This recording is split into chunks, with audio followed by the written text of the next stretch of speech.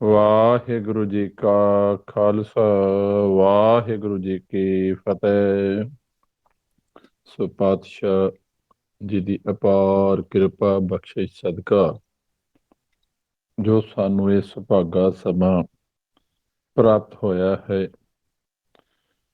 ਪਾਤਸ਼ਾਹ ਦੀ ਸੰਗਤ ਕਰਕੇ ਆਪਾ ਵਿਚਾਰਨ ਦਾ,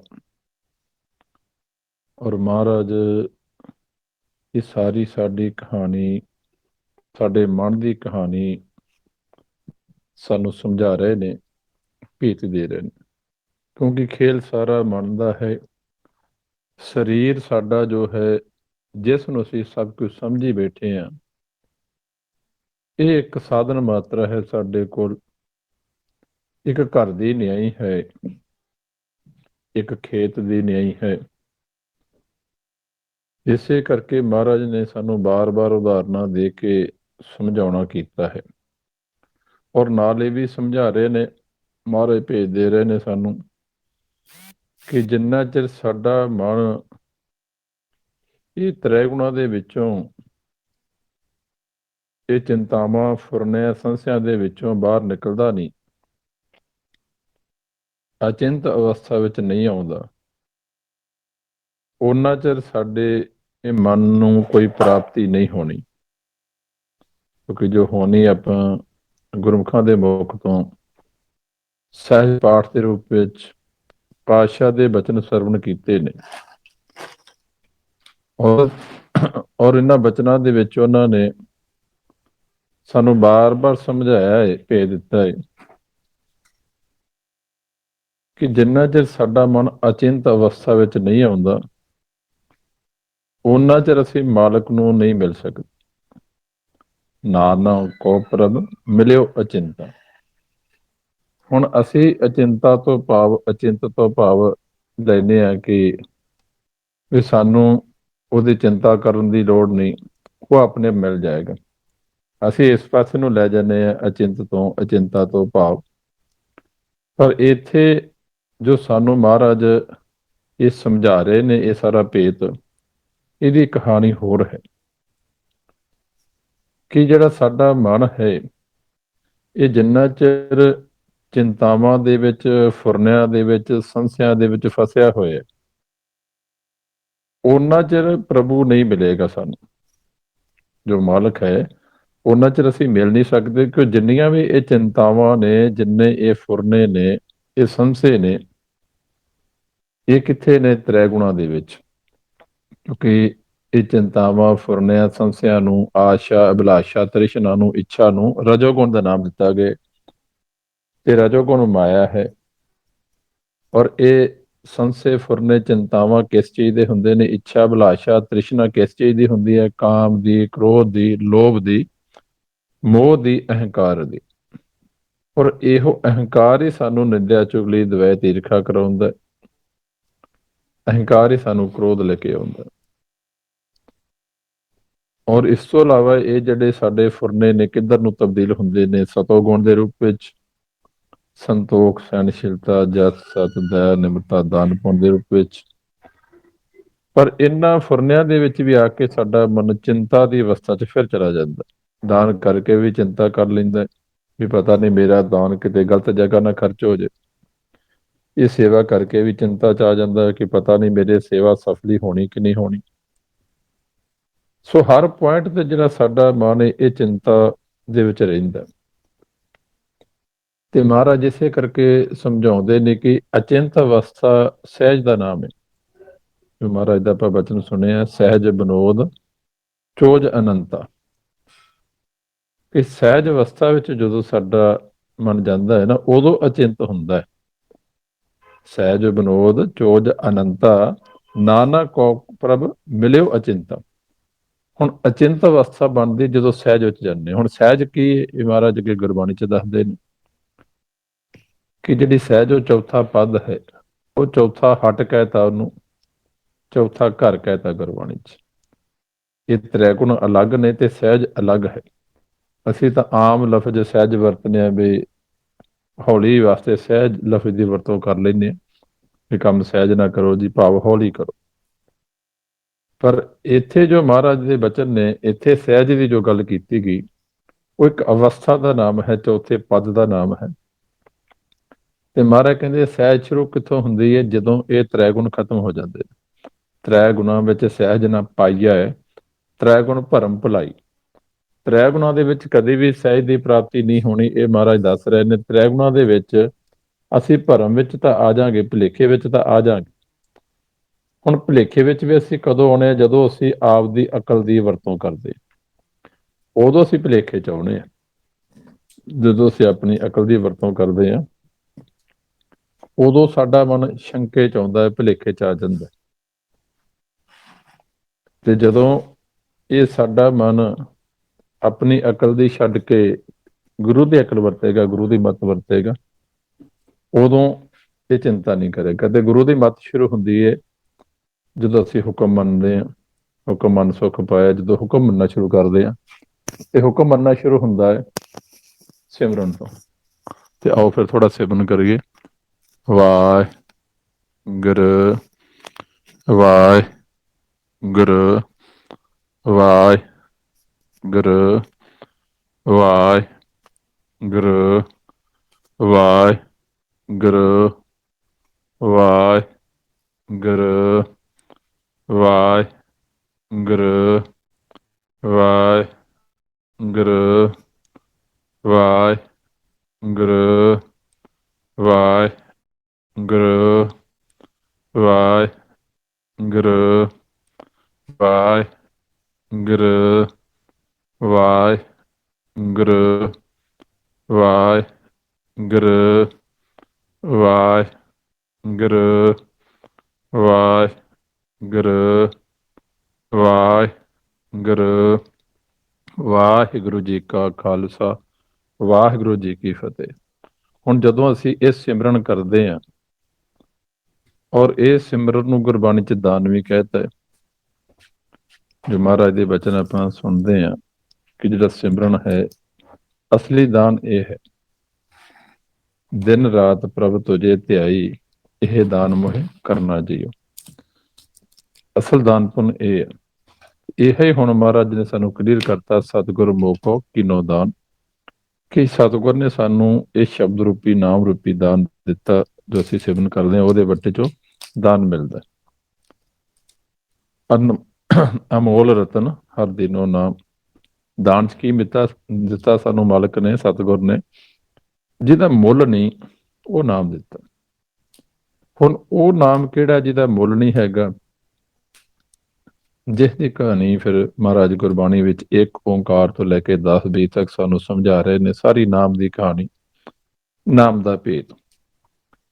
ਹੁਣ ਮਹਾਰਾਜ ਦੱਸ ਰਹੇ ਨੇ ਕਿ ਉਹ ਨਾਮ ਤੱਕ ਅਸੀਂ ਉਦੋਂ ਪਹੁੰਚਾਂਗੇ ਜਦੋਂ ਅਸੀਂ ਅਚਿੰਤ ਅਵਸਥਾ 'ਚ ਹੋਵਾਂਗੇ। ਤੇ ਜਿੰਨਾ ਚਿਰ ਚਿੰਤਾ ਦੀ ਅਵਸਥਾ 'ਚ ਮਨ, ਉਹ ਨਾਮ ਤੱਕ ਨਹੀਂ ਪਹੁੰਚ ਸਕਦਾ। ਹੁਣ ਚਿੰਤਾ ਸਾਨੂੰ ਕਾਹਦੀ ਹੁੰਦੀ ਹੈ? ਸਭ ਤੋਂ ਪਹਿਲਾਂ ਤਾਂ ਸਾਨੂੰ ਚਿੰਤਾ ਹੈ ਆਪਣੇ ਸਰੀਰ ਦੀ। ਇਸ ਸਰੀਰ ਦੀ ਚਿੰਤਾ ਹੈ, ਜਿਹਦੇ ਕਰਕੇ ਸਾਡਾ ਮਨ ਸਿਮਰਨ ਤੋਂ ਦੌੜਦਾ ਹੈ, ਸੰਗਤ ਤੋਂ ਦੌੜਦਾ ਹੈ, ਤੇ ਸਰੀਰ ਵਾਸਤੇ ਇਹ ਕਰਮ ਕਰਦਾ ਹੈ, ਧਨ ਦੌਲਤ ਇਕੱਤਰ ਕਰਦਾ ਸਿਰਫ। ਹੁਣ ਮਹਾਰਾਜ ਨੇ ਕਰਮ ਕਰਨ ਤੋਂ ਰੋਕਿਆ ਨਹੀਂ, ਧਨ ਦੌਲਤ ਕਮਾਉਣ ਤੋਂ ਰੋਕਿਆ ਨਹੀਂ, ਪਰ ਇਕੱਤਰ ਕਰਨ ਤੋਂ ਜ਼ਰੂਰ ਰੋਕਿਆ ਸਾਨੂੰ ਗੁਰਬਾਣੀ 'ਚ। ਹੁਣ ਮਨ ਨੂੰ ਸਾਡੇ ਨੂੰ ਚਿੰਤਾ ਹੁੰਦੀ ਹੈ ਕਿ ਜੇ ਮੈਂ ਕਰਮ ਨਹੀਂ ਕੀਤਾ, ਜੇ ਮੈਂ ਧਨ ਦੌਲਤ ਨਹੀਂ ਜੋੜਿਆ, ਤੇ ਮੈਨੂੰ ਪ੍ਰਸ਼ਾਦਾ ਨਹੀਂ ਮਿਲੇਗਾ, ਜਾਂ ਮੈਨੂੰ ਹੋਰ ਜੋ ਜ਼ਰੂਰਤਾਂ ਨੇ ਛੱਤ ਤੇ, ਹੋਰ ਸਾਨੂੰ ਉਹ ਕੱਪੜਾ ਪੂਰੀਆਂ ਨਹੀਂ ਹੋਣਗੀਆਂ। ਇਸ ਕਰਕੇ ਫਿਰ ਅਸੀਂ ਕਰਮ ਨੂੰ ਕਰਦੇ ਹਾਂ।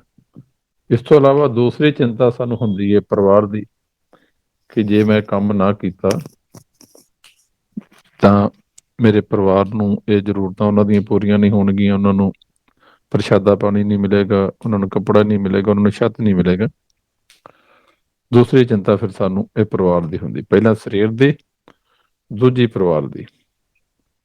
ਔਰ ਇਹ ਜਿੰਨਾ ਚਿਰ ਚਿੰਤਾ ਸਾਡੇ ਮਨ ਨੂੰ ਲੱਗੀ ਹੋਈ ਹੈ ਸਰੀਰ ਦੀ ਔਰ ਪਰਿਵਾਰ ਦੀ, ਉਹਨਾਂ ਚਿਰ ਸਾਡਾ ਮਨ ਕਦੀ ਟਿਕੇਗਾ ਨਹੀਂ, ਇਹ ਟਿਕਾਓ 'ਚ ਨਹੀਂ ਆਏਗਾ, ਇਸ ਸ਼ਬਦ ਨਾਲ ਜੁੜੇਗਾ ਨਹੀਂ, ਜਿੰਨਾ ਚਿਰ ਸਾਡਾ ਮਨ ਇਸ ਚਿੰਤਾ ਦੇ ਵਿੱਚ। ਔਰ ਇਸੇ ਕਰਕੇ ਸਾਡੀਆਂ ਇਹ ਚਿੰਤਾਵਾਂ ਦੂਰ ਕਰਨ ਵਾਸਤੇ, ਸਾਡੇ ਇਹ ਸ਼ੰਕੇ, ਇਹ ਭਰਮ ਕੱਢਣ ਦੇ ਵਾਸਤੇ ਮਹਾਰਾਜ ਨੇ ਸਾਨੂੰ ਸਮੇਂ ਤੇ ਇਹ ਗੁਰਬਾਣੀ ਦਾ ਸਿਰਲੇਖ ਜਿਹੜਾ ਹੈ ਸਮੇਂ ਦੇ ਅਨੁਸਾਰ ਗੁਰਬਾਣੀ ਸਾਨੂੰ ਉਹ ਪੜ੍ਹ ਕੇ ਵਿਚਾਰਨ ਨੂੰ ਫਿਰ ਦਿੱਤੀ ਹੈ ਕਿ ਇਸ ਸਮੇਂ ਤੇ ਤੁਸੀਂ ਵਿਚਾਰੋ। ਹੁਣ ਹੀ ਆਪਾਂ ਵਿਚਾਰ ਤੋਂ ਬਾਅਦ ਗੁਰਮੁਖਾਂ ਦੇ ਮੁਖ ਤੋਂ ਰਹਿਰਾ ਸਾਹਿਬ ਦੇ ਜਾਪ ਸਰਵਣ ਕਰਨੇ ਆ।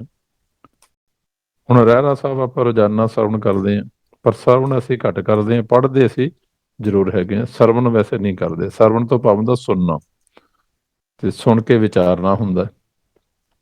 ਪਰ ਅਸੀਂ ਬਹੁਤਾਤ ਵਿੱਚ ਜਿਹੜੇ ਜੀਵ ਅਸੀਂ ਪੜ੍ਹਨ ਤੱਕ ਸੀਮਤ ਹੋ ਗਏ, ਉਹਦੇ ਕਰਕੇ ਜੋ ਮਹਾਰਾਜ ਨੇ ਉਦਾਹਰਨਾਂ ਦਿੱਤੀਆਂ ਉਹ ਸਾਡੀ ਸਮਝ 'ਚ ਨਹੀਂ ਆਉਂਦੀ। ਹੁਣ ਮਹਾਰਾਜ ਦਾ ਬਚਨ ਆਪਾਂ ਰੋਜ਼ਾਨਾ ਸੁਣਦੇ ਪਏ ਹਾਂ ਕਿ ਜਿਹੜੀਆਂ ਕੂੰਜਾਂ ਨੇ, ਮਰਗਾਬੀਆਂ ਨੇ, ਬਹੁਤ ਸਾਰੇ ਜਾਨਵਰ ਨੇਸਰ ਜਿਹੜੇ ਅੱਜ ਕੱਲ੍ਹ ਹੁਣ ਆਉਣੇ ਸ਼ੁਰੂ ਹੋ ਗਏ ਨੇ ਆਪਣੇ, ਕਿਉਂਕਿ ਜਿਸ ਦੇਸ਼ ਦੇ ਵਾਸੀ ਨੇ, ਸਾਈਬੇਰੀਆ, ਰਸ਼ੀਆ ਵਰਗਾ ਏਰੀਆ, ਉਸ ਏਰੀਏ 'ਚੋਂ ਆਉਂਦੇ ਨੇ ਇਹ ਮਰਗਾਬੀਆਂ, ਇਹ ਕੂੰਜਾਂ, ਬਹੁਤ ਸਾਰੇ ਜਾਨਵਰ ਨੇ ਉੱਥੋਂ ਹੁਣ ਆ ਰਹੇ ਨੇ। ਉਹ ਸਾਡੇ ਇੱਥੇ ਇੱਧਰ ਪਾਣੀ ਦੇ ਝੀਲਾਂ ਤੇ, ਕਿਉਂਕਿ ਉੱਥੇ ਸਰਦੀ ਇੰਨੀ ਪੈਣੀ ਸ਼ੁਰੂ ਹੋ ਗਈ ਔਰ ਇੰਨੀ ਜ਼ਿਆਦਾ ਸਰਦੀ ਉੱਥੇ ਪੈਂਦੀ ਹੈ ਕਿ ਜਿਹੜੇ ਆਮ ਜੋ ਵੀ ਬਨਸਪਤ ਰੁੱਖ ਨੇ ਉਹ ਢਕੇ ਜਾਂਦੇ ਨੇ ਬਰਫ਼ ਨਾਲ, ਉੱਥੇ ਖਾਣਾ ਨਹੀਂ ਮਿਲਦਾ। ਤੇ ਇਸ ਕਰਕੇ ਉਹ ਸਾਡੇ ਏਰੀਏ ਦੇ ਵਿੱਚ ਅੱਜ ਕੱਲ੍ਹ ਆ ਜਾਂਦੀਆਂ ਜਦੋਂ ਸਰਦੀ ਸ਼ੁਰੂ ਹੁੰਦੀ ਹੈ, ਤੇ ਜਦੋਂ ਸਰਦੀ ਸਮਾਪਤ ਹੁੰਦੀ ਹੈ ਇਸ ਏਰੀਏ 'ਚ, ਉਦੋਂ ਉਹ ਵਾਪਸ ਜਾਂਦੀਆਂ ਨੇ। ਕਰੀਬ 6 ਮਹੀਨੇ ਉਹ ਸਾਡੇ ਇਸ ਏਰੀਏ 'ਚ ਰਹਿੰਦੀਆਂ ਨੇ। ਜਿਹੜੇ ਇਹ ਜਾਨਵਰ ਨੇ, ਕਈ ਤਰ੍ਹਾਂ ਦੇ ਜਾਨਵਰ ਨੇ, ਉਹ ਇੱਥੇ ਆ ਕੇ ਰਹਿੰਦੇ ਆ ਸਾਡੇ ਕੋਲ। ਹੁਣ ਉਹਨਾਂ ਦੀ ਉਦਾਹਰਨ ਦੇ ਰਹੇ ਨੇ ਮਹਾਰਾਜ ਸਾਨੂੰ ਗੁਰੂ ਨਾਨਕ ਪਾਤਸ਼ਾਹ ਜੀ ਕਿ ਤੁਸੀਂ ਚਿੰਤਾ ਕਰਦੇ ਜੇ ਬੱਚਿਆਂ ਦੀ, ਤੁਹਾਨੂੰ ਬੱਚਿਆਂ ਦੀ ਚਿੰਤਾ ਹੈ ਤਾਂ ਤੁਸੀਂ ਸਿਮਰਨ ਤੋਂ, ਸੰਗਤ ਤੋਂ ਭੱਜਦੇ ਜੀ। ਹਾਲਾਂਕਿ ਕੰਮ ਛੱਡਣ ਦੀ ਗੱਲ ਨਹੀਂ ਕੀਤੀ ਮਹਾਰਾਜ ਨੇ, ਪਰ ਚਿੰਤਾ ਦੀ ਗੱਲ ਕਰਤੀ ਕਿ ਸਾਨੂੰ ਚਿੰਤਾ ਹੈ ਪਰਿਵਾਰ ਦੇ ਬੱਚਿਆਂ ਦੀ, ਕਿ ਸਾਡੇ ਬੱਚਿਆਂ ਦਾ ਨੁਕਸਾਨ ਹੋ ਜੂ ਜੇ ਅਸੀਂ ਸਿਮਰਨ ਤੇ ਬੈਠ ਕੇ ਸੰਗਤ 'ਚ ਅਸੀਂ ਬੈਠ ਗਏ, ਸਾਡਾ ਨੁਕਸਾਨ ਹੋਏਗਾ। ਹੁਣ ਮਹਾਰਾਜ ਸਾਨੂੰ ਉਹ ਉਦਾਹਰਨਾਂ ਫਿਰ ਦੇ ਕੇ ਸਮਝਾ ਰਹੇ ਨੇ ਕਿ ਉਹ ਜਿਹੜੇ ਜਾਨਵਰ ਨੇ, ਉਹ ਪੰਛੀ ਨੇ, ਉਹ ਉੱਥੇ ਆਪਣੇ ਬੱਚੇ ਛੱਡ ਕੇ ਇੱਥੇ ਸੈਂਕੜੇ ਕੋਹਾਂ ਤੇ ਆ ਗਏ। ਸੈਂਕੜੇ ਕੋਹ ਵੀ ਇੱਕ ਇਸ਼ਾਰਾ ਕੀਤਾ, ਵਰਨਾ ਤਾਂ ਉਹ ਜਦੋਂ ਮਿਣਤੀ 'ਚ ਦੇਖਾਂਗੇ ਤੇ ਹਜ਼ਾਰਾਂ ਕੋਹ ਬਣਦੇ ਹੋ, ਪਰ ਇੱਕ ਇਸ਼ਾਰਾ ਕਰਤਾ ਮਹਾਰਾਜ ਨੇ ਸਾਨੂੰ ਸਮਝਾਉਣ ਲਈ। ਸੈਂਕੜੇ ਕੋਹਾਂ ਤੋਂ ਭਾਵ ਬਹੁਤ ਦੂਰ ਉਹ ਆ ਗਈਆਂ ਆਪਣੇ ਬੱਚੇ ਛੱਡ ਕੇ। ਐਸਾ ਕੋਸਾਂ ਤਿਸ ਪਾਛੇ ਬਚਰੇ ਸ਼ਰਿਆ। ਹੁਣ ਮਹਾਰਾਜ ਸਾਨੂੰ ਦੱਸ ਰਹੇ ਨੇ ਕਿ ਤੁਸੀਂ ਪਰਿਵਾਰ ਦੀ ਚਿੰਤਾ 'ਚ ਲੱਗੇ ਜੇ, ਸਿਮਰਨ ਨਹੀਂ ਕਰਦੇ, ਸੰਗਤ ਨਹੀਂ ਕਰਦੇ, ਸਿਮਰਨ ਤੋਂ ਭੱਜਦੇ ਜੇ, ਤੇ ਫਿਰ ਮਹਾਰਾਜ ਸਾਨੂੰ ਸਵਾਲ ਕਰਦੇ ਨੇ ਵੀ ਦੱਸੋ ਤੁਸੀਂ ਮੇਰੇ ਬੱਚੇ ਹੋ, ਮੇਰੇ ਸਿੱਖੋ, ਦੱਸੋ ਤੁਸੀਂ ਕਿ ਉਹ ਜਿਹੜੀਆਂ ਉੱਥੇ ਉਹਨਾਂ ਨੂੰ ਸੈਂਕੜੇ ਕੋਹਾਂ ਤੇ ਬੱਚਿਆਂ ਨੂੰ ਛੱਡ ਆਈਆਂ, ਉਹਨਾਂ ਨੂੰ ਕੌਣ ਦਾਣਾ ਦੇ ਰਿਹਾ, ਉੱਥੇ ਕੌਣ ਉਹਨਾਂ ਨੂੰ ਖਾਣਾ ਖਿਲਾ ਰਿਹਾ, ਤਿੰਨ ਕੌਣ ਖਿਲਾਵੇ, ਕੌਣ ਚਗਾਵੇ, ਕੌਣ ਉਹਨਾਂ ਨੂੰ ਚੋਗਾ ਦੇ ਰਿਹਾ ਹੈ, ਕੌਣ ਉਹਨਾਂ ਨੂੰ ਖਾਣਾ ਖਿਲਾ ਰਿਹਾ ਹੈ। ਉਹਦੇ ਦੱਸੋ ਭਾਈ ਉਹ ਕਿਵੇਂ ਪਲਦੇ ਪਏ ਨੇ ਬੱਚੇ, ਕਿਸ ਤਰੀਕੇ ਨਾਲ ਪਲਦੇ ਨੇ। ਤੁਸੀਂ 24 ਘੰਟੇ ਬੱਚਿਆਂ ਦੀ ਚਿੰਤਾ ਵਿੱਚ ਤੁਸੀਂ ਸਿਮਰਨ ਤੋਂ ਦੂਰ ਭੱਜਦੇ ਜੇ, ਸੰਗਤ ਤੋਂ ਦੂਰ ਭੱਜਦੇ ਜੇ ਝੱਟ ਬਹਿੰਦੇ ਵੀ ਅਸੀਂ ਗੁਰੂ ਕੋਲ, ਭਾਵ ਬਾਣੀ ਪੜ੍ਹਨਾ ਗੁਰੂ ਕੋਲ ਬਹਿਣਾ ਹੁੰਦਾ, ਉਦੋਂ ਵੀ ਸਾਡਾ ਮਨ ਜਿਹੜਾ ਦੌੜਦਾ, ਸਾਡਾ ਮਨ ਉਦੋਂ ਵੀ ਟਿਕਦਾ ਨਹੀਂਗਾ, ਤੇ ਉਦੋਂ ਵੀ ਦੌੜੀ ਜਾਂਦਾ ਲਗਾਤਾਰ। ਕਿਸੇ ਦਾ ਖੇਤੀ 'ਚ ਭੱਜਾ ਫਿਰਦਾ, ਕਿਸੇ ਦਾ ਦਿਹਾੜੀ ਵਿੱਚ ਭੱਜਾ ਫਿਰਦਾ, ਕਿਸੇ ਦਾ ਨੌਕਰੀ ਵੱਲ ਭੱਜਾ ਫਿਰਦਾ, ਕੋਈ ਖੇਤੀ ਵੱਲ ਭੱਜਾ ਫਿਰਦਾ, ਕੋਈ ਕਿਸੇ ਦਾ ਧਿਆਨ ਬੱਚਿਆਂ ਨੂੰ ਸੰਭਾਲਣ 'ਚ, ਕਿਸੇ ਨਾ ਕਿਸੇ ਕਰਮ ਦੇ 'ਚ ਸਾਡਾ ਧਿਆਨ ਫਸ ਚੁੱਕਾ ਹੈ। ਔਰ ਇਸੇ ਕਰਕੇ ਮਹਾਰਾਜ ਸਮਝਾ ਰਹੇ ਨੇ, ਸਾਨੂੰ ਭੇਜ ਦੇ ਰਹੇ ਨੇ ਵੀ ਉਹ ਜਿਹੜੇ ਨੇ ਜਾਨਵਰ ਨੇ, ਉਹ ਪੰਛੀ ਨੇ ਜਿਹੜੇ, ਉਹਨਾਂ ਨੂੰ 6 ਮਹੀਨੇ ਪਿੱਛੇ ਨਹੀਂ ਮੁੜਨਾ, ਤੇ ਉਹਨਾਂ ਦੇ ਬੱਚੇ ਕੌਣ ਪਾਲ ਰਿਹਾ, ਕੌਣ ਉਹਨਾਂ ਨੂੰ ਖਾਣਾ ਖਿਲਾ ਰਿਹਾ, ਤੇ ਕੌਣ ਖਿਲਾਵੇ, ਕੌਣ ਚਗਾਵੇ, ਕਹਿੰਦੇ ਦੱਸੋ ਜੀ ਤੁਸੀਂ। ਔਰ ਇੱਕ ਆਪਾਂ ਸ਼ਬਦ ਗੁਰਮੁਖਾਂ ਦਾ ਦੋਹਰੇ ਸੁਣਦੇ ਹਾਂ, ਅਰਦਾਸ 'ਚ ਵੀ ਗੁਰਮੁਖਾਂ ਦੇ ਨਾਮ ਆਉਂਦੇ, ਤੇ ਉਹਦੇ ਵਿੱਚ ਗੁਰਮੁਖਾਂ ਦਾ ਬਚਨ ਆਪਾਂ ਸੁਣਦੇ ਹਾਂ, ਸਿੱਖਾਂ ਦਾ ਮਨ ਨੀਵਾਂ ਮੱਤ ਉੱਚੀ। ਤੇ ਇੱਥੇ ਸਾਨੂੰ ਫਿਰ ਉੱਚੀ ਮੱਤ ਵਾਲਿਆਂ ਨੂੰ ਮਹਾਰਾਜ ਸਵਾਲ ਕਰਦੇ ਨੇ, ਕਿਉਂਕਿ ਨੀਵੀਂ ਮੱਤ ਵਾਲਿਆਂ ਨੂੰ ਤਾਂ ਸਵਾਲ ਕਰਨ ਦਾ ਫਾਇਦਾ ਹੀ ਕੋਈ ਨਹੀਂ। ਫਾਇਦਾ ਤਾਂ ਉੱਚੀ ਮੱਤ, ਭਾਵ ਜਿਹਦੇ ਕੋਲ ਗਿਆਨ ਹੈ, ਸਾਡੇ ਕੋਲ ਗਿਆਨ ਹੈ, ਤੇ ਫਿਰ ਸਾਨੂੰ ਸਵਾਲ ਕਰਦੇ ਨੇ ਤਿੰਨ ਕੌਣ ਖਿਲਾਵੇ, ਕੌਣ ਚਗਾਵੇ, ਦੱਸੋ ਜੀ। ਤੇ ਕੌਣ ਉਹਨਾਂ ਨੂੰ ਖਾਣਾ ਖਿਲਾ ਰਿਹਾ ਹੈ, ਕੌਣ ਚੁਗਾ ਦੇ ਰਿਹਾ ਹੈ। ਮਾਰੇ ਕਹਿੰਦੇ ਨੇ ਮਨ ਮੈਂ ਸਿਮਰਨ ਕਰਿਆ, ਉਹ ਸਿਮਰਨ ਕਰਦੀਆਂ ਨੇ ਤੇ ਉਹਨਾਂ ਦੇ ਬੱਚੇ ਫਿਰ ਉਹ ਪਾਲਦਾ, ਉਹਦਾ ਖੇੜੇ ਫਿਰ ਚੁਗੇ ਚਤਾਰੇ ਪੀ ਚੁਗੇ ਜੈਸੇ ਬਚੜੇ ਕੁੰਜ। ਉਹ ਚੁਗਦੀਆਂ ਚਤਾਰਦੀਆਂ, ਧਿਆਨ ਰੱਖਦੀਆਂ, ਮਾਲਕ ਅੱਗੇ ਬੇਨਤੀ ਕਰਦੀਆਂ, ਵੈਸੇ ਉਹਨਾਂ ਨੂੰ ਨਹੀਂ ਪਾਲ ਸਕਦੀਆਂ, ਹੁਣ ਤੁਹਾਡਾ ਖੇਡ। ਔਰ ਫਿਰ ਉਹ ਮਾਲਕ ਜਿਹੜਾ ਉਹਨਾਂ ਦੀ ਪਾਲਣਾ ਉੱਥੇ ਕਰਦਾ, ਉਸ ਖਾਧੇ ਖੁਰਾਕ ਦੀ ਅਸਰ ਜਿਹੜਾ ਉੱਥੇ ਉਹ ਬੱਚਿਆਂ ਤੱਕ ਪਹੁੰਚਦਾ। ਤੇ ਇਹ ਮਾਰੇ ਸਾਨੂੰ ਹੁਣ ਸਮਝਾਉਣਾ ਕਰ ਰਿਹਾ ਵੀ ਤੁਸੀਂ ਪਰਿਵਾਰ ਦੀ ਚਿੰਤਾ 'ਚ ਫਸੇ ਜੇ, ਸਿਮਰਨ ਤੋਂ ਭੱਜਦੇ ਜੇ, ਸੰਗਤ ਤੋਂ ਭੱਜਦੇ ਜੇ, ਤੇ ਉਹਨਾਂ ਦਾ ਬੱਚੇ, ਉਹਨਾਂ ਦਾ ਪਰਿਵਾਰ ਕੌਣ ਪਾਲਦਾ। ਔਰ ਦੂਸਰੀ ਉਦਾਹਰਨ ਅੱਗੇ ਹੋਰ ਦੇ ਦਿੱਤੀ ਵੀ ਹੁਣ ਆਪਾਂ ਤਾਂ ਕਿਤੇ ਬਾਹਰ ਜਾਂਦੇ ਹਾਂ ਤੇ ਆਪਣੇ ਬੱਚਿਆਂ ਨੂੰ ਕਿਸੇ ਨਾ ਕਿਸੇ ਦੇ ਸਪੁਰਦ ਕਰ ਜਾਂਦੇ, ਕਿਸੇ ਰਿਸ਼ਤੇਦਾਰ ਦੇ, ਕਿਸੇ ਆਂਢੀ ਗੁਆਂਢੀ ਦੇ। ਤੇ ਮਹਾਰਾਜ ਤਾਂ ਹੀ ਉਹ ਸਵਾਲ ਕਰਦੇ ਨੇ ਵੀ ਉਹ ਕਿਹਦੇ ਸਪੁਰਦ ਕਰਕੇ ਆਈਆਂ, ਥੋੜਾ ਜਿਹਾ ਵਿਚਾਰੋ ਵੀ ਅਸੀਂ ਤਾਂ ਕਿਸੇ ਦੇ ਸਪੁਰਦ ਕਰ ਜਾਂਦੇ ਆ ਤੇ ਉਹਨਾਂ ਦੇ ਤੇ ਪਿੱਛੇ ਸਪੁਰਦਗੀ ਲੈਣ ਵਾਲਾ ਹੈ ਕੋਈ ਨਹੀਂ, ਗੁਆਂਢੀ ਨਹੀਂ, ਕੋਈ ਗੁਆਂਢੀ ਨਹੀਂ, ਕੋਈ ਰਿਸ਼ਤੇਦਾਰ ਨਹੀਂ ਹੈਗਾ, ਸਿਰਫ ਮੇਰੇ ਆਸਰੇ ਛੱਡ ਕੇ ਆਈਆਂ, ਉਹ ਸਿਮਰਨ ਕਰਦੀਆਂ ਤੇ ਮੈਂ ਉਹਨਾਂ ਦੇ ਬੱਚੇ ਪਾਲਦਾ। ਹੁਣ ਅੱਗੇ ਉਦਾਹਰਨ ਸਾਡੀ ਆ ਕਿ ਹੁਣ ਸਾਨੂੰ ਦੂਸਰੀ ਚਿੰਤਾ ਸਾਨੂੰ ਆਪਣੀ ਹੁੰਦੀ ਹੈ ਕਿ ਜੇ ਮੈਂ ਸਿਮਰਨ ਤੇ ਬੈਠ ਗਿਆ, ਸੰਗਤ ਦੇ ਵਿੱਚ ਬੈਠ ਗਿਆ, ਇੱਧਰ ਸਮਾਂ ਲੱਗ ਗਿਆ ਤੇ ਮੈਨੂੰ ਰੋਟੀ ਨਹੀਂ ਮਿਲਣੀ, ਮੇਰੇ ਕੰਮ ਨਹੀਂ, ਮੇਰੇ ਕੰਮ ਜਿਹੜੇ ਰੁਕ ਜਾਣਗੇ। ਹੁਣ ਦੂਜੀ ਉਦਾਹਰਨ ਫਿਰ ਸਾਨੂੰ ਸਮਝਾਉਣ ਲਈ ਦੇਤੀ ਮਹਾਰਾਜ ਨੇ, ਸਾਡੇ ਵਾਸਤੇ ਦੇਤੀ। ਉਹਦਾ ਜੇ ਤੈਨੂੰ ਆਪਦੀ ਚਿੰਤਾ ਹੈ ਤਾਂ ਹੁਣ ਇੱਧਰ ਧਿਆਨ ਕਰ ਲਾ ਤੇ ਮੈਂ ਤਾਂ ਪੱਥਰ ਦੇ ਵਿੱਚ ਜੀਵ ਨੂੰ ਬਾਅਦ ਚ ਪੈਦਾ ਕਰਦਾ, ਪਹਿਲਾਂ ਉੱਥੇ ਉਹਦੀ ਖੁਰਾਕ ਦਾ ਪ੍ਰਬੰਧ ਕਰਦਾ। ਮਹਾਰਾਜ ਦੱਸ ਰਹੇ ਨੇ ਕਿ ਪੱਥਰ ਵਿੱਚ ਮੈਂ ਜੀਵ ਨੂੰ ਬਾਅਦ ਚ ਪੈਦਾ ਕਰਦਾ, ਪਹਿਲਾਂ ਉਹਦੀ ਖੁਰਾਕ ਦਾ ਪ੍ਰਬੰਧ ਕਰਦਾ, ਉਹਦੀ ਖੁਰਾਕ ਉੱਥੇ ਪ੍ਰਬੰਧ ਕਰਕੇ ਫਿਰ ਉਹਨੂੰ ਪੱਥਰ 'ਚ ਪੈਦਾ ਕਰਦਾ। ਸੈਲ ਪੱਥਰ ਮੈਂ ਜੰਤਰ ਪਾਏ ਤਾਕਾ ਰਿਜਕ ਅੱਗੇ ਕਰਦਾ ਰਿਹਾ। ਹੁਣ ਇਹ ਉਦਾਹਰਨਾਂ ਕਾਹਦੇ ਲਈ ਮਹਾਰਾਜ ਨੇ ਲਿਖੀਆਂ ਗੁਰਬਾਣੀ 'ਚ, ਇਹ ਸਿਰਫ ਸਾਨੂੰ ਸਮਝਾਉਣ ਲਈ ਨੇ। ਜਿਹੜੇ ਅਸੀਂ ਕਹਿੰਦੇ ਹਾਂ ਕਿ ਸਿੱਖਾਂ ਦਾ ਮਨ ਨਹੀਂ ਮੱਤ ਉੱਚੀ, ਜੇ ਅਸੀਂ ਆਪਣੇ ਉਹਨੂੰ ਸਿੱਖ ਮੰਨਦੇ ਹਾਂ ਤੇ ਫਿਰ ਸਾਨੂੰ ਸਮਝਾਉਣ ਲਈ ਨੇ। ਤੇ ਮਹਾਰਾਜ ਤਾਂ ਇਹ ਕਹਿੰਦੇ ਨਾ, ਅਕਲ ਇਹ ਨਾ ਆਖੀ ਅਕਲ ਗਵਾਈਏ ਬਾਦ। ਕਹਿੰਦੇ ਅਕਲ ਉਹ ਨਹੀਂ ਹੁੰਦੀ ਜਿਹੜੀ ਦੁਬਦਾ ਚ ਲੈ ਜਾਏ, ਈਰਖਾ ਚ ਲੈ ਜਾਏ ਸਾਨੂੰ, ਉਹਨੂੰ ਅਕਲ ਨਹੀਂ ਆਖਿਆ ਜਾ ਸਕਦਾ। ਅਕਲ ਉਹ ਹੈ ਜਿਹੜੀ ਸਾਨੂੰ ਮੋੜ ਕੇ ਵਾਲੇ ਪਾਸੇ ਨੂੰ ਲੈ ਕੇ ਆਵੇ, ਗੁਰੂ ਨਾਲ ਜੋੜੇ। ਅਕਲੀ ਸਾਹਿਬ ਸੇਵੀਆ, ਅਕਲੀ ਪਾਈਏ ਮਾਨ। ਹਰੇ ਕਹਿੰਦੇ ਕਿ ਅਕਲ ਦੇ ਨਾਲ ਸਿਮਰਨ ਕਰਨਾ ਮਾਲਕ ਨੂੰ ਮਿਲਣਾ ਹੁੰਦਾ ਤੇ ਇਹ ਅਸੀਂ ਬੁੱਝਣਾ ਹੁੰਦਾ। ਅਕਲ ਦੀ ਵਰਤੋਂ ਕਰਕੇ ਅਸੀਂ ਬੁੱਝਣਾ ਕਿ ਮਹਾਰਾਜ ਮੈਨੂੰ ਕੀ ਸਮਝਾਉਣਾ ਚਾਹੁੰਦੇ ਨੇ, ਜਾਂ ਕੀ ਕਹਾਣੀ, ਕਿਸ ਕਹਾਣੀ ਦੀ ਗੱਲ ਕੀਤੀ, ਕਿਸ ਪਾਸੇ ਨੂੰ ਇਸ਼ਾਰਾ ਕੀਤਾ। ਹੁਣ ਇਹ ਦੋਨੋਂ ਪੰਕਤੀਆਂ ਸਾਨੂੰ ਯਾਦ ਨੇ ਮੋਸਟਲੀ, ਤੇ ਅਸੀਂ ਰੋਜ਼ ਸੁਣਦੇ ਹਾਂ, ਪਰ ਸਾਡਾ ਮਨ ਵਿਚਾਰਦਾ ਨਹੀਂ ਪਿਆ। ਇਸ ਕਰਕੇ ਸਾਡਾ ਭਰੋਸਾ ਨਹੀਂ ਬਣਦਾ ਗੁਰੂ ਤੇ, ਸਾਡਾ ਵਿਸ਼ਵਾਸ ਨਹੀਂ ਬਣਦਾ। ਤੇ ਇਹ ਇਸੇ ਕਰਕੇ ਇਹ ਪੰਕਤੀਆਂ ਲਿਖੀਆਂ ਸਨ ਮਹਾਰਾਜ ਨੇ ਕਿ ਇਹਨਾਂ ਦਾ ਸੁਣ ਕੇ ਇੱਕ ਦਿਨ ਭਰੋਸਾ ਬਣ ਜੇ, ਵਿਸ਼ਵਾਸ ਬਣ ਜੇ ਕਿ ਜੋ ਕੁੰਜਾਂ ਦੇ ਬੱਚੇ ਪਾਲ ਸਕਦਾ, ਜਾਨਵਰਾਂ ਦੇ ਕੀੜੇ ਨੂੰ ਪੱਥਰ 'ਚ ਪਾਲ ਸਕਦਾ, ਤੇ ਅਸੀਂ ਕੁਝ ਸਮਾਂ, ਚਲੋ 24 ਘੰਟੇ ਨਹੀਂ, ਪਰ ਕੁਝ ਸਮਾਂ ਤਾਂ ਲਾਈਏ ਨਾ, ਕੋਈ 2-3 ਘੰਟੇ ਸਵੇਰੇ, 1-2 ਘੰਟੇ ਸ਼ਾਮ ਨੂੰ, ਕੋਈ 6-7 ਘੰਟੇ ਦਾ ਦਿਹਾੜੀ 'ਚ ਅਸੀਂ ਕੱਢੀਏ ਨਾ ਘੱਟੋ ਘੱਟ ਇਸ ਪਾਸੇ, ਜ਼ਿਆਦਾ ਨਹੀਂ ਤੇ ਬਾਕੀ ਅਸੀਂ ਆਪਦਾ ਕਰਮ ਕਰ ਲਈਏ। ਇਸ ਕਰਕੇ ਮਹਾਰਾਜ ਨੇ ਸਾਨੂੰ ਇਹ ਲਿਖਤੀ ਬਾਣੀ 'ਚ ਭੇਦ ਜਿਹੜਾ ਦਿੱਤਾ ਕਿ ਬੱਚੇ ਸੁਣਨਗੇ, ਤਾਂ ਹੀ ਕਿ ਅਸੀਂ ਕਿ ਰੋਜ਼ਾਨਾ ਬਾਣੀ ਪੜ੍ਹਨੀ, ਪੜ੍ਹਨੀ ਔਰ ਸੁਣਨੀ। ਕਿਉਂਕਿ ਜੇ ਅਸੀਂ ਪੜ੍ਹੀ ਪਰ ਸੁਣੀ ਨਹੀਂ ਤੇ ਵਿਚਾਰ ਨਹੀਂ ਸਕਾਂਗੇ, ਬੁੱਝ ਨਹੀਂ ਸਕਾਂਗੇ ਇਹ ਕਹਾਣੀ ਕੀ, ਇਹ ਖੇਡ ਕੀ। ਤੇ ਮਹਾਰਾਜ ਤਾਂ ਹੀ ਸਾਨੂੰ ਸਮਝਾਉਂਦੇ ਨੇ ਕਿ ਅਸੀਂ ਬਾਣੀ ਪੜ੍ਹ ਕੇ ਬੁੱਝ ਨਹੀਂ ਹੁੰਦੀ, ਅਕਲੀ ਪੜ੍ਹ ਕੇ ਬੁੱਝੀਏ। ਬੁਝਾਰਤ ਹੈ ਗੁਰਬਾਣੀ ਸਾਰੀ, ਕਾਹਦੀ ਕਿਹਦੀ ਬੁਝਾਰਤ ਹੈ ਕਿ ਸੱਚ ਕੀ, ਉਹਦਾ ਸਰੂਪ ਕੀ, ਉਹਦੇ 'ਚ ਗੁਣ ਕਿਹੜੇ ਨੇ, ਉਹ ਰਹਿੰਦਾ ਕਿੱਥੇ, ਜਿਹਨੂੰ ਐਡਰੈਸ ਕਹਿ ਦਿੰਦੇ ਆਪਾਂ,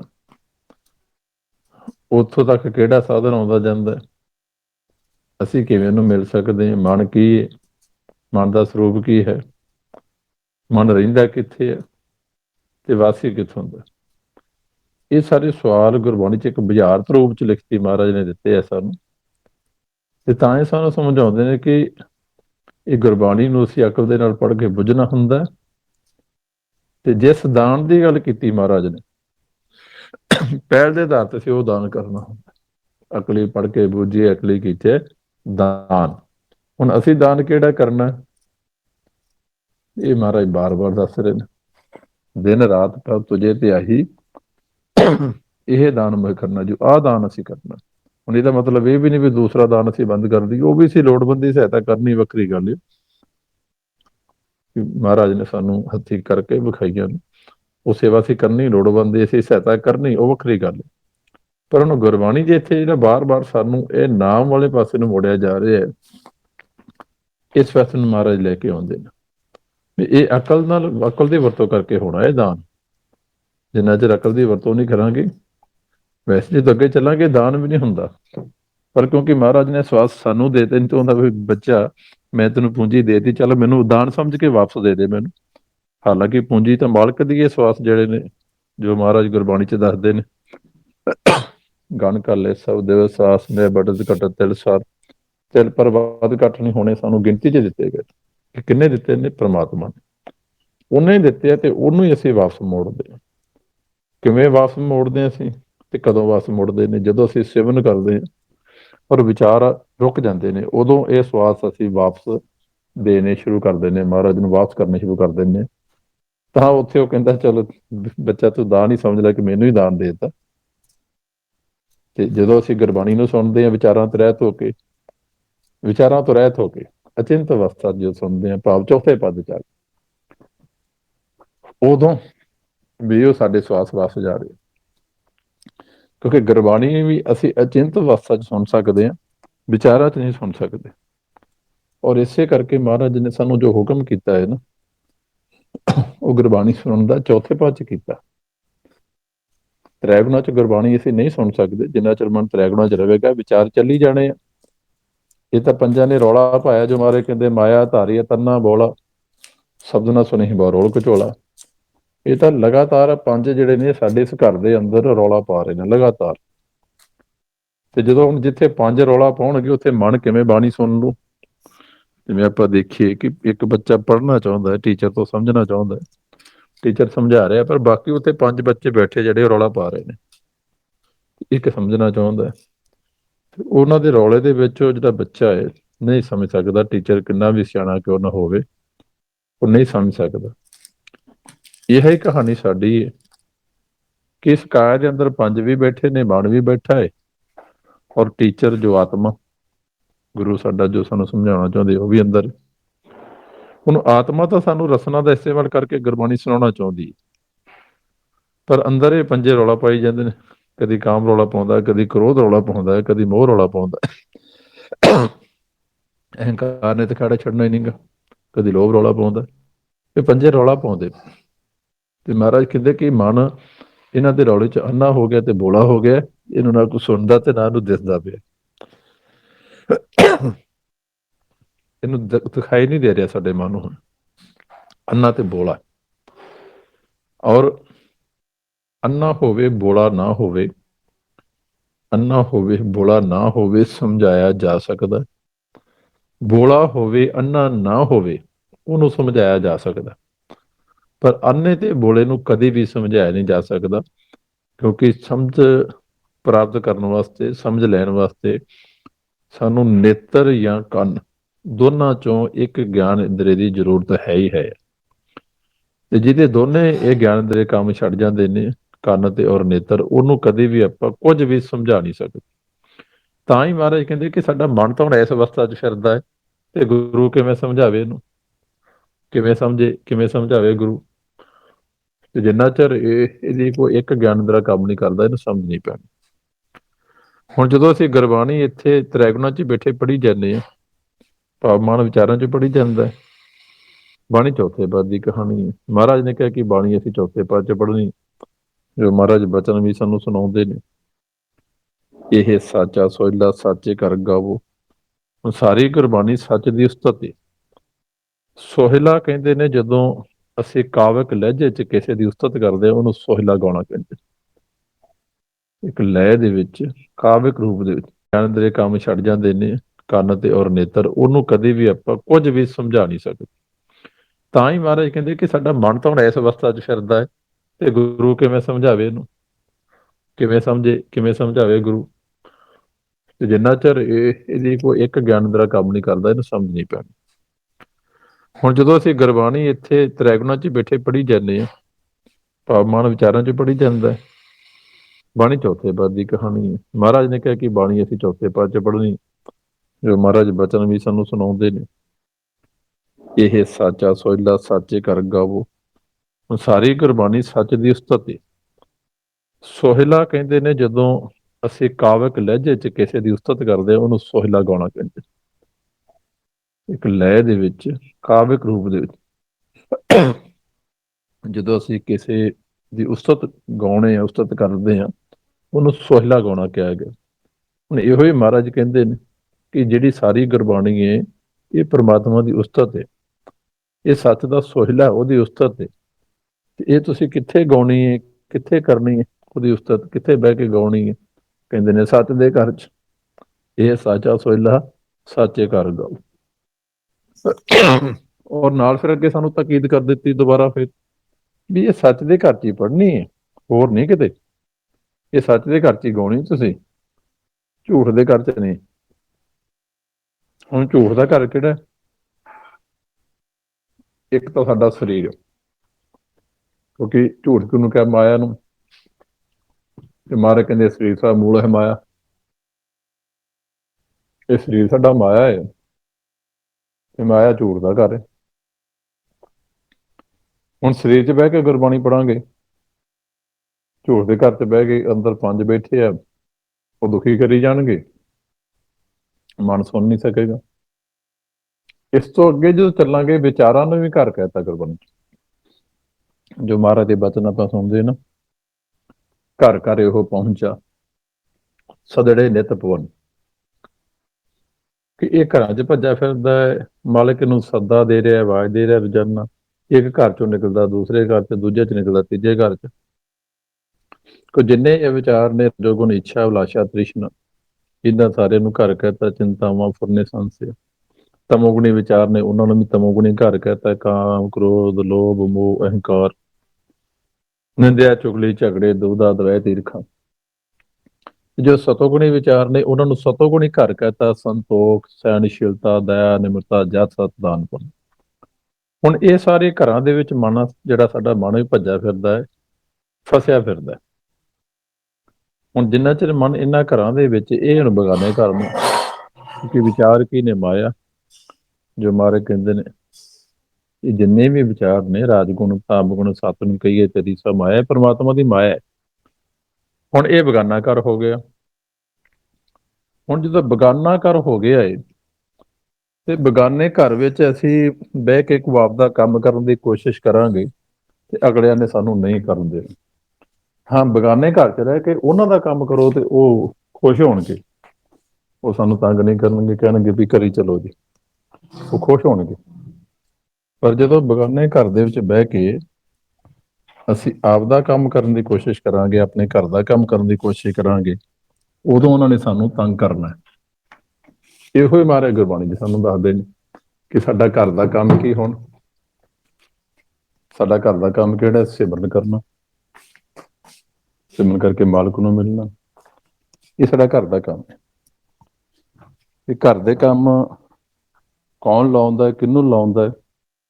ਮਹਾਰਾਜ ਕਹਿੰਦੇ ਜਿਹੜਾ ਗੁਰੂ ਦੀ ਸੇਵਾ ਕਰਦਾ ਹੈ ਨਾ, ਉਹਨੂੰ ਘਰ ਦੇ ਕੰਮ ਲਾਇਆ ਜਾਂਦਾ।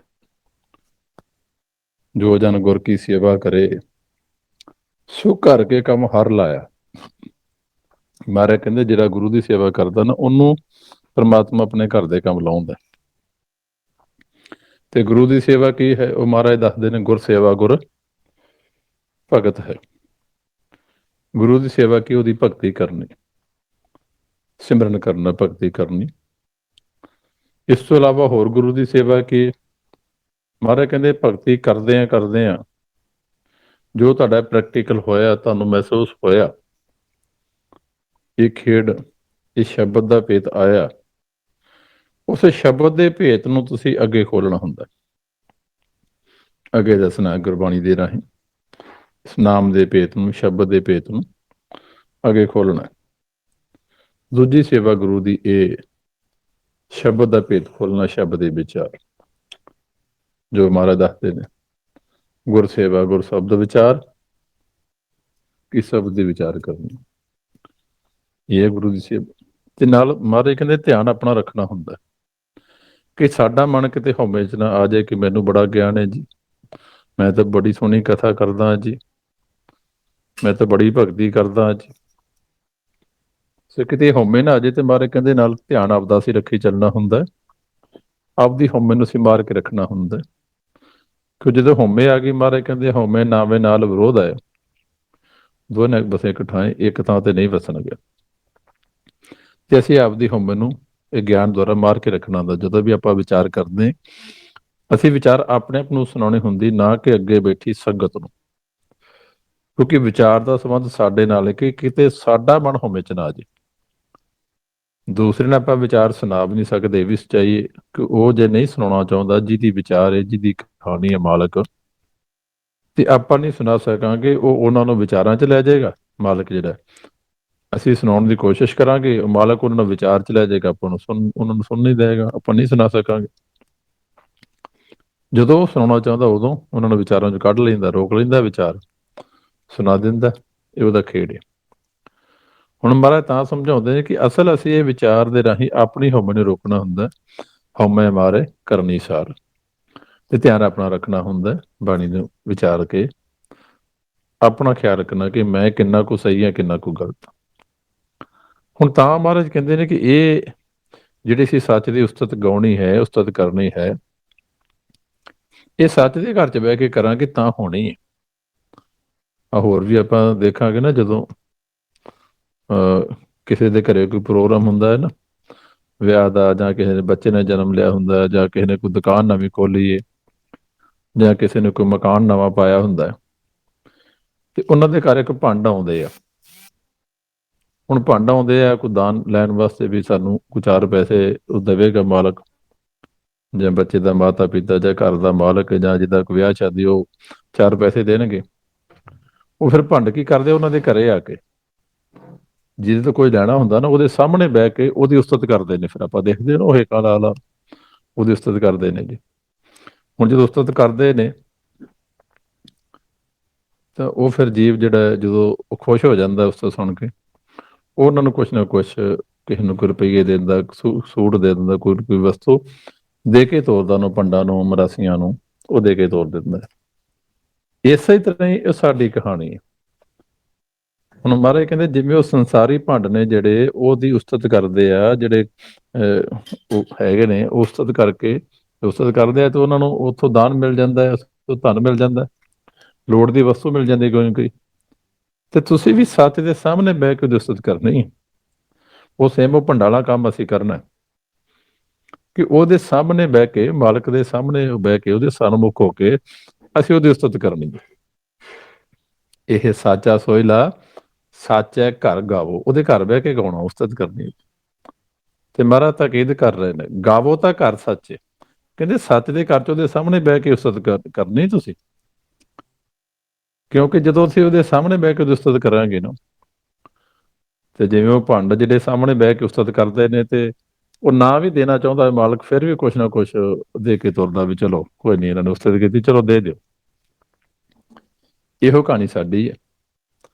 ਮਹਾਰਾਜ ਕਹਿੰਦੇ ਜਦੋਂ ਉਹਦੇ ਸਾਹਮਣੇ ਬਹਿ ਕੇ ਤੁਸੀਂ ਉਸਤਤ ਕਰੋਗੇ ਨਾ, ਅਖੀਰ ਉਹ ਸਾਡੇ ਤੇ ਖੁਸ਼ ਹੋਏਗਾ, ਤੇ ਸਾਨੂੰ ਕੁਝ ਨਾ ਕੁਝ ਦੇ ਕੇ ਤੋਰੇ।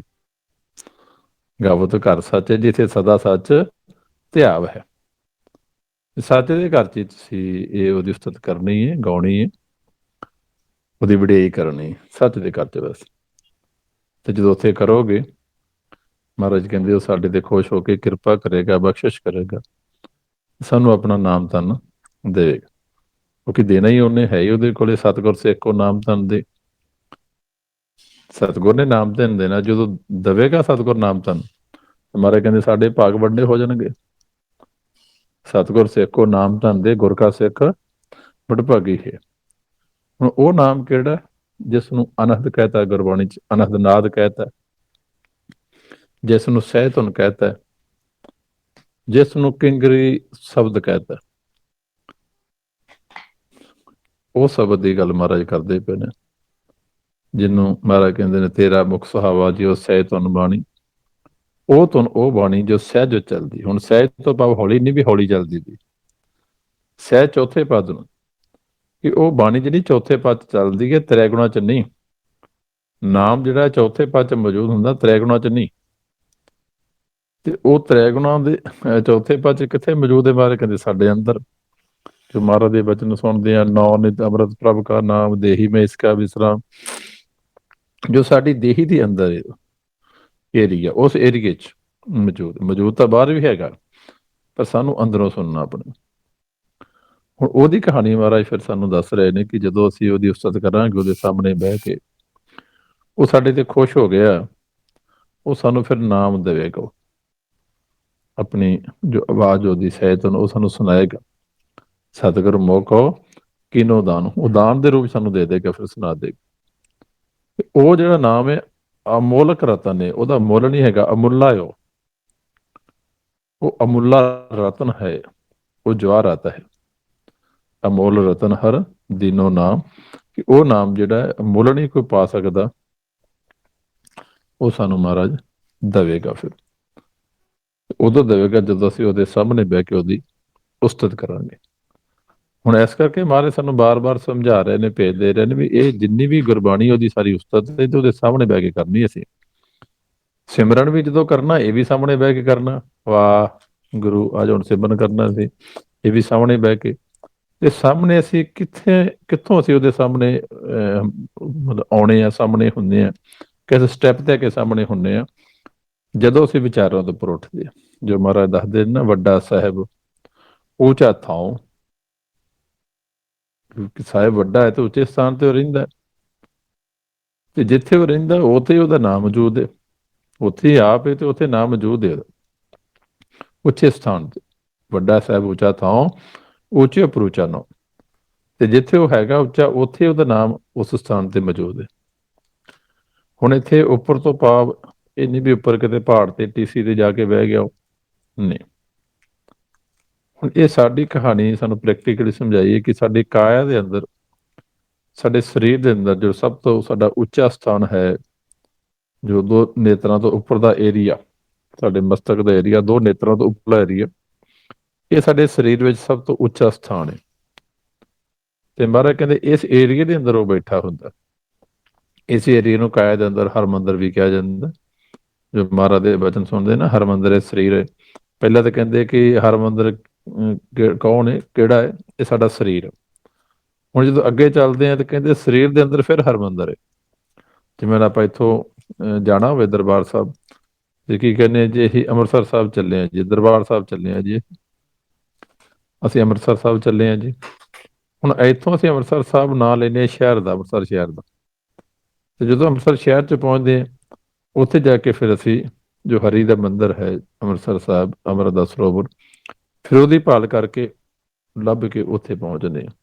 ਉੱਥੇ ਪਹੁੰਚਦੇ ਫਿਰ ਸਾਡਾ ਅੰਮ੍ਰਿਤਸਰ ਗਿਆ ਸਫਲਾ ਹੁੰਦਾ। ਸੋ ਇਸੇ ਤਰ੍ਹਾਂ ਹੀ ਸਾਡੀ ਕਹਾਣੀ, ਪਹਿਲਾਂ ਤਾਂ ਮਹਾਰਾਜ ਸਰੀਰ ਨੂੰ ਕਹਿੰਦੇ ਨੇ ਹਰਮੰਦਰ ਹੈ, ਸਰੀਰ ਹੈ, 11 ਦਿਨ ਪ੍ਰਗਟ ਹੋਏ। ਇਹ ਸਰੀਰ ਜਿਹੜਾ ਸਾਡਾ ਹਰੀ ਦਾ ਮੰਦਿਰ ਹੈ। ਗੁਰੂ ਤੋਂ ਗਿਆਨ ਲਵਾਂਗੇ ਤੇ ਪਤਾ ਲੱਗ ਜੂ, ਸਾਨੂੰ ਭੇਤ ਖੁੱਲ ਜਾਏਗਾ।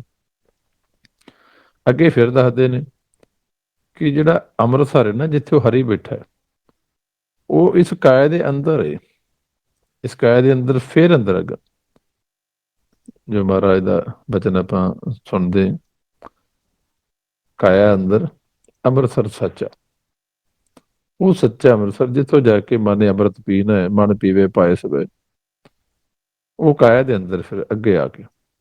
ਪਹਿਲਾਂ ਤਾਂ ਕਾਇਆ ਅੰਮ੍ਰਿਤਸਰ ਕਹਿਤਾ, ਫਿਰ ਕਾਇਆ ਦੇ ਅੰਦਰ ਜਿਹੜਾ ਏਰੀਆ ਹੈ, ਇਹ ਜੋ 2 ਨੇਤਰਾਂ ਤੋਂ ਉੱਪਰਲਾ ਏਰੀਆ, ਇਹਨੂੰ ਫਿਰ ਅੰਮ੍ਰਿਤਸਰ ਕਹਿਤਾ, ਹਰਮੰਦਰ ਕਹਿਤਾ, ਕਿਉਂਕਿ ਇਹਦੇ ਅੰਦਰ ਉਹ ਹਰੀ ਬੈਠਾ, ਹਰੀ ਵਸਦਾ।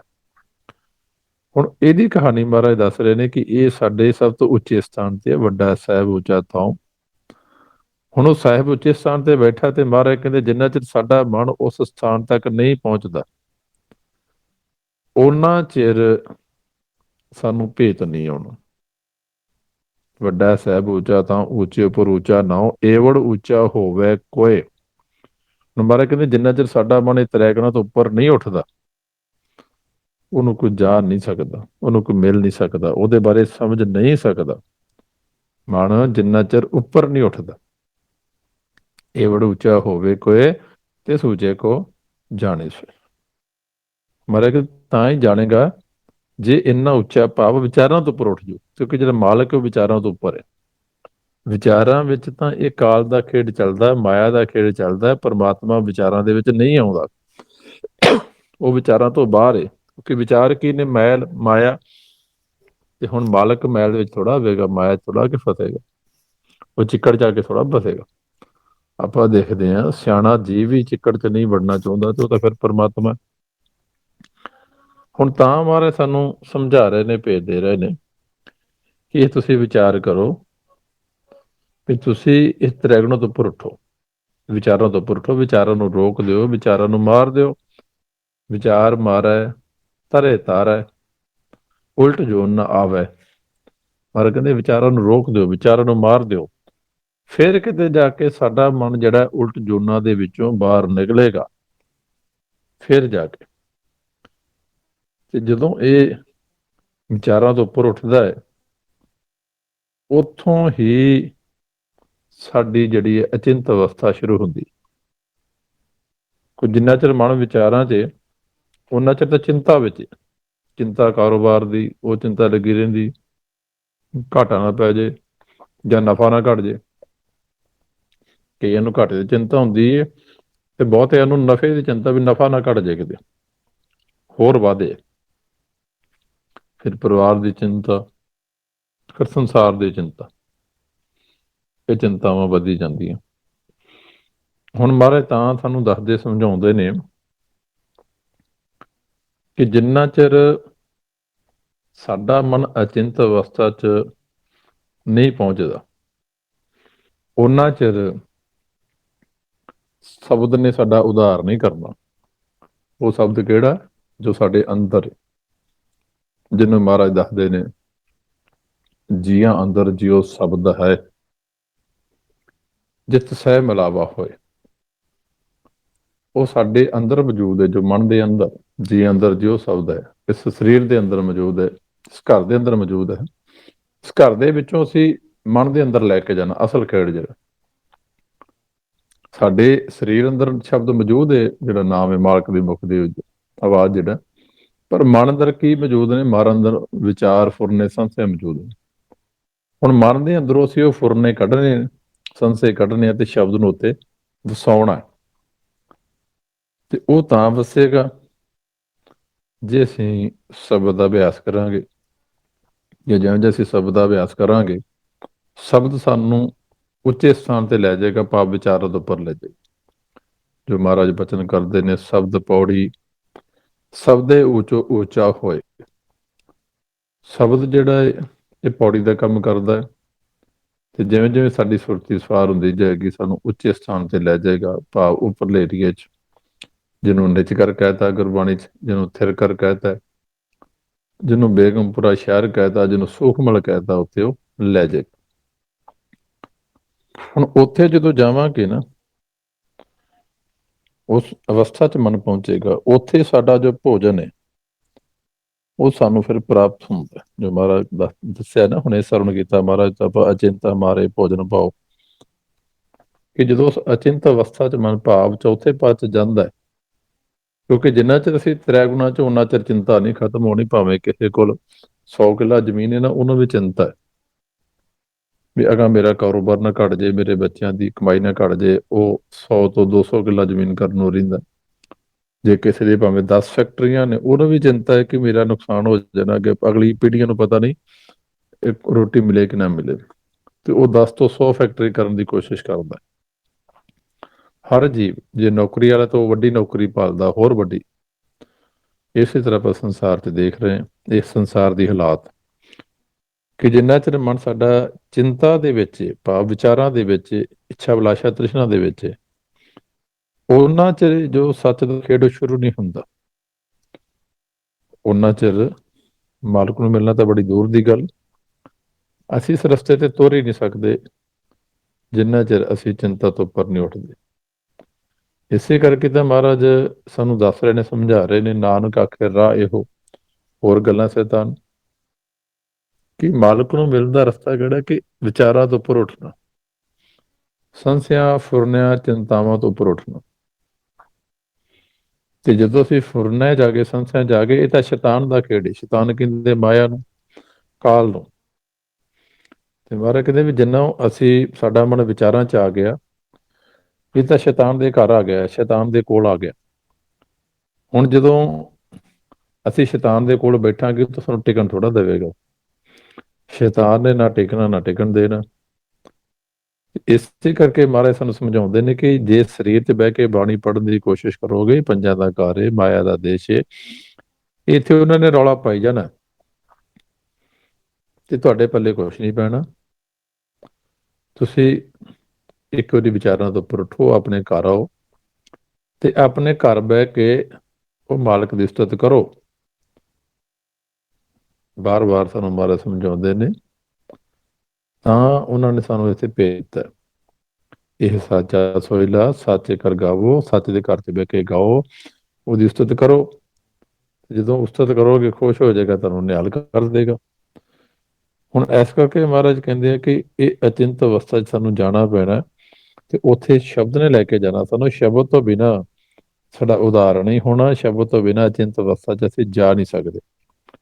ਅਚਿੰਤ ਹਮਾਰਾ ਹੈ ਸ਼ਬਦ ਉਧਾਰ, ਕਿਹੜਾ ਸਾਡਾ ਉਧਾਰ ਕਰਨਾ ਹੈ ਉਹ ਸ਼ਬਦ ਨੇ ਕਰਨਾ ਹੈ, ਸ਼ਬਦ ਤੋਂ ਬਿਨਾਂ ਨਹੀਂ ਹੋਣਾ।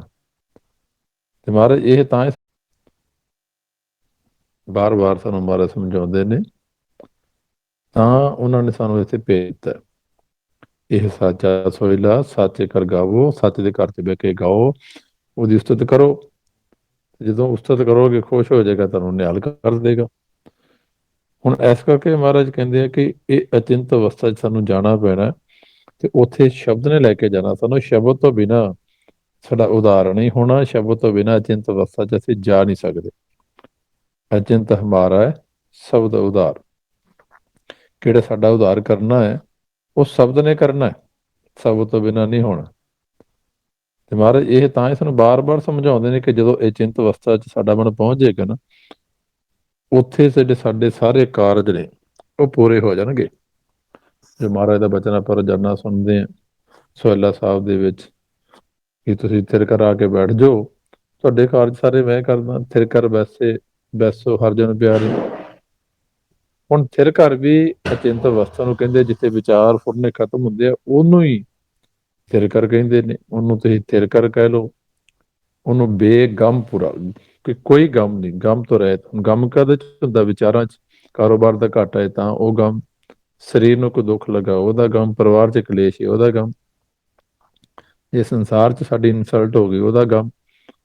ਇਹ ਜਿੰਨੇ ਵੀ ਦੁੱਖ ਨੇ, ਗਮ ਨੇ, ਇਹ ਉਦੋਂ ਹੁੰਦੇ ਆ ਜਦੋਂ ਸਾਡਾ ਮਨ ਇਹ ਤ੍ਰੈ ਗੁਣਾ 'ਚ ਹੁੰਦਾ ਹੈ, ਮਾਇਆ ਦੇ ਘਰ 'ਚ ਹੁੰਦਾ। ਹੁਣ ਇਸੇ ਕਰਕੇ ਮਹਾਰਾਜ ਸਾਨੂੰ ਸਮਝਾਈ ਜਾਂਦੇ ਨਾਲ ਦੀ ਨਾਲ ਫਿਰ ਕਿ ਜਿੰਨਾ ਚਿਰ ਸਾਡਾ ਮਨ ਇਹ ਚੌਥੇ ਪਦ 'ਚ ਨਹੀਂ ਜਾਂਦਾ, ਅਚਿੰਤ ਅਵਸਥਾ ਭਾਵ ਚੌਥਾ ਪਦ ਉੱਥੇ ਨਹੀਂ ਜਾਂਦਾ, ਉਹਨਾਂ ਚਿਰ ਇਹਨੂੰ ਟਿਕਾ ਨਹੀਂ ਆਉਣਾ। ਤੇ ਇਸੇ ਕਰਕੇ ਮਹਾਰਾਜ ਸਮਝਾਉਂਦੇ ਨੇ, ਥਿਰ ਕਰ ਬੈਸੋ ਹਰ ਜਨ ਪਿਆਰੇ, ਸਤਿਗੁਰ ਤੁਮਰੇ ਕਾਇ ਸਵਾਰੇ। ਕਿ ਮਨਾ ਥਿਰ ਕਰ ਤੇ ਬਹਿ ਜਾ, ਤੇਰੇ ਕਾਰਜ ਜਿਹੜੇ ਮੈਂ ਕਰ ਦਿਆਂਗਾ, ਤੇਰੇ ਕੰਮ। ਹੁਣ ਸਾਡੇ ਮਨ ਦਾ ਕੰਮ ਕਿਹੜਾ?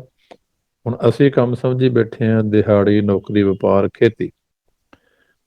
ਇਹ ਸਾਡੇ ਮਨ ਦੇ ਕੰਮ ਨਹੀਂ, ਇਹ ਤਨ ਦੇ ਕੰਮ ਨੇ। ਤਨ ਦੇ ਹੈਗੇ ਆ, ਸਾਡੇ ਤਨ ਵਾਸਤੇ ਨੇ, ਸਾਡੇ ਤਨ ਦੀ ਪਾਲਣਾ ਵਾਸਤੇ ਇਹ ਕੰਮ ਹੈਗੇ ਨੇ, ਦਿਹਾੜੀ, ਨੌਕਰੀ, ਵਪਾਰ, ਖੇਤੀ। ਇਹਦੇ ਤੁਸੀਂ ਪਰਿਵਾਰ ਨੂੰ, ਸਰੀਰ ਨੂੰ ਚਲਾਉਣਾ ਹੈ, ਬਾਕੀ ਸਰੀਰਾਂ ਦੀ ਲੋੜਾਂ ਪੂਰੀਆਂ ਕਰਨੀਆਂ। ਪਰ ਇਹ ਸਾਡੇ ਮਨ ਦੇ ਕੰਮ ਨਹੀਂ ਹੈਗੇ। ਸਾਡਾ ਮਨ ਦਾ ਕੰਮ ਕਿਹੜਾ ਹੈ?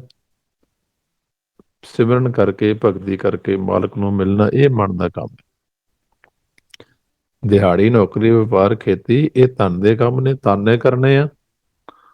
ਔਰ ਮਨ ਦਾ ਕੰਮ ਹੈਗਾ ਸਿਮਰਨ ਕਰਕੇ ਪ੍ਰਮਾਤਮਾ ਨੂੰ ਮਿਲਣਾ। ਭਈ ਪ੍ਰਾਪਤ ਮਾਨਕ ਦੇਹੁਰੀਆ, ਗੋਬਿੰਦ ਮਿਲਣ ਕੀ ਇਹ ਦੇਰੀ ਬਰੀਆ। ਹੁਣ ਮਨੁੱਖਾ ਜਾਮਾ ਕਿਹਨੂੰ ਮਿਲਿਆ? ਮਨ ਨੂੰ।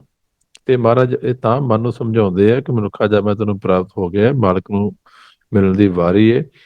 ਤੇ ਹੁਣ ਕਿਤੇ ਇਹ ਸੰਸਾਰੀ ਕੰਮਾਂ 'ਚ, ਸਰੀਰ ਦੇ ਕੰਮਾਂ 'ਚ ਉਲਝ ਕੇ ਨਾ ਰਹਿ ਜਾ, ਤੇ ਤੂੰ ਸੰਗਤ ਕਰ, ਸਿਮਰਨ ਕਰ, ਤੇਰਾ ਜਨਮ ਸਫਲਾ ਹੋ ਜਾਏਗਾ।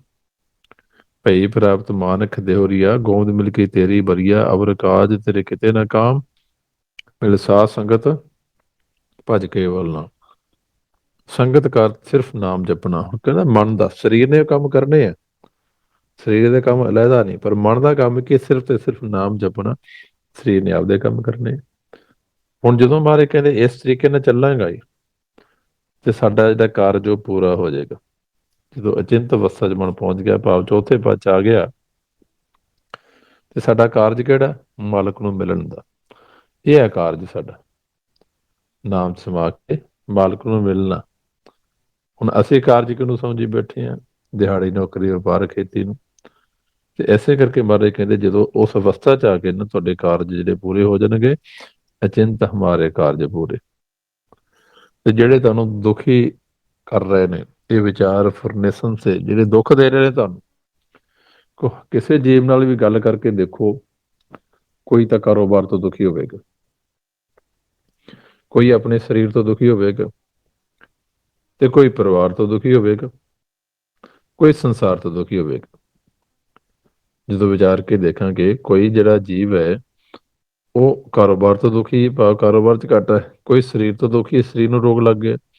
ਕੋਈ ਪਰਿਵਾਰ ਤੋਂ ਦੁਖੀ, ਭਾਵ ਜਾਂ ਤਾਂ ਕੋਈ ਬੱਚੇ ਆਖੇ ਨਹੀਂ ਲੱਗਦੇ, ਜੇ ਆਖੇ ਲੱਗਦੇ ਆ ਤਾਂ ਕੋਈ ਉਹਨਾਂ ਨੂੰ ਕੋਈ ਰੋਗ ਲੱਗ ਗਿਆ, ਜਿਹੜਾ ਠੀਕ ਨਹੀਂ ਹੁੰਦਾ ਪਿਆ।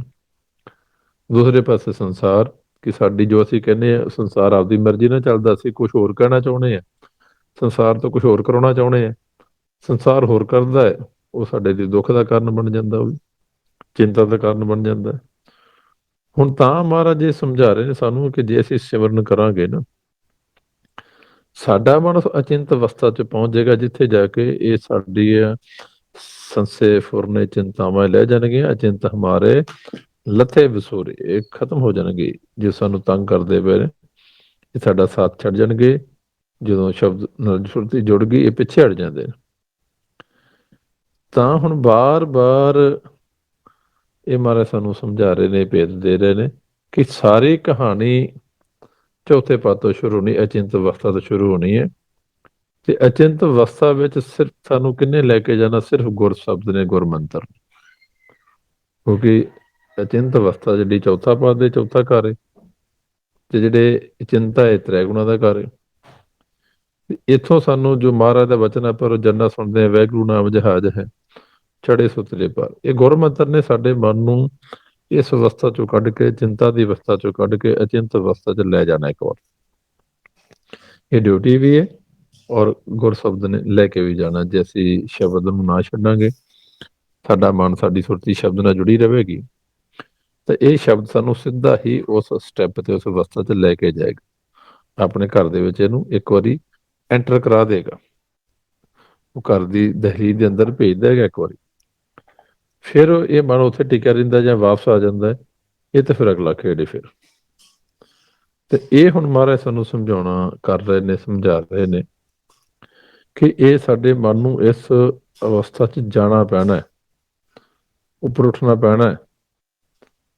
ਤੇ ਜੇ ਨਾ ਉੱਠਾਂਗੇ ਤੇ ਫਿਰ ਅਸੀਂ ਦੁਖੀ ਹੋ ਜਾਂਦੇ। ਤੇ ਤਾਂ ਹੀ ਸਾਨੂੰ ਸਮਝਾਉਂਦੇ ਨੇ ਕਿ ਜਦੋਂ ਮਨ ਉੱਥੇ ਅਪੜ ਗਿਆ ਨਾ, ਸਾਡੇ ਵੈਰੀ ਮਿੱਤਰ ਸਭ ਖਤਮ ਹੋ ਜਾਣਗੇ। ਸਾਡੇ ਵੈਰੀ ਮਿੱਤਰ ਉਹਨਾਂ ਚਿਰ ਨੇ ਜਿੰਨਾ ਚਿਰ ਸਾਡਾ ਮਨ ਤ੍ਰੈਗੁਣਾ 'ਚ ਬੈਠਾ। ਤੇ ਜਦੋਂ ਇਹ ਤ੍ਰੈਗੁਣਾ ਤੋਂ ਉੱਪਰ ਉੱਠ ਗਿਆ, ਸਾਡੇ ਵੈਰੀ ਵੀ ਖਤਮ, ਸਾਡੇ ਮਿੱਤਰ ਵੀ ਖਤਮ। ਅਚਿੰਤ ਹਮਾਰੇ ਵੈਰੀ ਮੀਤਾ, ਇਹ ਸਭ ਖਤਮ ਹੋ ਜਾਣਗੇ। ਕਿਉਂਕਿ ਜਦੋਂ ਸਾਡੀ ਸੁਰਤੀ ਵਿਚਾਰ 'ਚ ਆਉਂਦੀ, ਅਸੀਂ ਕਿਸੇ ਨੂੰ ਦੁਸ਼ਮਣ ਸਮਝ ਲੈਂਦੇ, ਕਿਸੇ ਨੂੰ ਸੱਜਣ ਸਮਝ ਲੈਂਦੇ ਹਾਂ।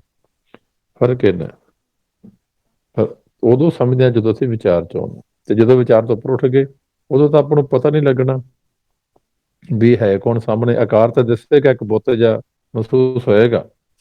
ਜਦੋਂ ਆਪਾਂ ਵਿਚਾਰਾਂ ਤੋਂ ਉੱਪਰ ਉੱਠ ਗਏ ਨਾ, ਅਚਿੰਤ ਅਵਸਥਾ 'ਚ ਮਨ ਆ ਗਿਆ, ਸਾਹਮਣੇ ਆਕਾਰ ਦਿਸੇਗਾ ਸਾਨੂੰ ਇੱਕ ਬੁੱਤ ਦੀ ਤਰ੍ਹਾਂ, ਪਰ ਅਸੀਂ ਪਹਿਚਾਣ ਵੀ ਨਹੀਂ ਪਾਵਾਂਗੇ। ਉਦੋਂ ਜੇ ਸ਼ਬਦ ਨਾਲ ਜੁੜੇ ਹੋਏ ਆ, ਪਹਿਚਾਣ ਨਹੀਂ ਪਾਵਾਂਗੇ ਕਿ ਇਹ ਕੌਣ ਹੈ। ਦੇਖ ਜ਼ਰੂਰ ਲਾਂਗੇ, ਉਹਦੇ ਬੁੱਤ ਨੂੰ ਦੇਖੀ ਜਾਵਾਂਗੇ, ਪਰ ਪਹਿਚਾਣ ਨਹੀਂ ਪਾਵਾਂਗੇ। ਪਹਿਚਾਣਦੇ ਅਸੀਂ ਉਦੋਂ ਆ ਜਦੋਂ ਸਾਡਾ ਮਨ ਸਿੱਧਾ ਤ੍ਰੈਗੁਣਾ 'ਚ ਆ ਜਾਂਦਾ, ਮਾਇਆ ਦੇ ਘਰ 'ਚ ਆ ਜਾਂਦਾ। ਕਿਉਂਕਿ ਇਹ ਮਾਇਆ ਦਾ ਘਰ ਹੈ, ਸਰੀਰ ਹੈ ਹੀ ਮਾਇਆ ਦਾ, ਸਰੀਰ ਸਭ ਮੂਲ ਹੈ ਮਾਇਆ।